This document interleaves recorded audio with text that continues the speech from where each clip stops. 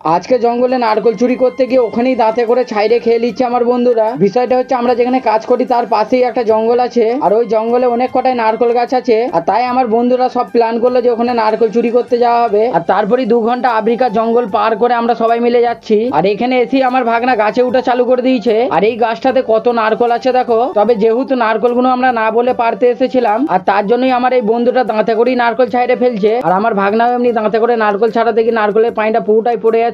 তবে যাই বলে এদের কাজ আছে। তবে একটা মানুষ নারকল খাওয়ার জন্য এতটা পাগল হতে পারে এই প্রথমবার দেখলাম। এদের নারকলের পানিটা খাওয়া হয়ে গেছিল, তাই নারকলটা ভেঙে আমাদা করে দিচ্ছে। আর নারকলের ভেতরে শাঁসটা কত আছে দেখো। তাই আমিও চেক করে দেখছি নারকলটা মিষ্টি আছে নাকি। তবে বিশ্বাস করো নারকলটা এতটা মিষ্টি বলে বুঝাতে পারবো না। তবে যাই বলে এদের মনে কিন্তু একটু ভয় নেই। বিশ্বাস করো এই জঙ্গলটায় ঢুকে আমার এত ভয় লাগছে, কিন্তু এদের কারো একটু ভয় লাগছে না। তবে শেষ পর্যন্ত এই জঙ্গলটা থেকে আমরা এতগুলো নারকল পেরেছি। তবে এত নারকল পেয়েছি আমাদের কারখানায় সবাইকে একটা একটা করে দিলেও আমাদের অনেক কটা নারকল থাকবে। আর নারকল নিয়ে যাওয়ার জন্য আমরা ব্যাগ ফ্যাগ তো কিছু আনিনি, তাই এই জামাটাতেই খুলে বেঁধে নিচ্ছে। আর আমার সবচেয়ে ভয় লাগছিল এই রাস্তাটা পার করতে, কারণ এই চারিদিকটাই পুরো বড় বড় বন আছে। আর আমার ভাগনা এত নারকল নিয়েছে সোজাভাবে চলতে পারছে না। চলো আমরা নারকল নিয়ে কারখানায় যাই, তোমরা চ্যানেলটাকে সাবস্ক্রাইব করে দাও।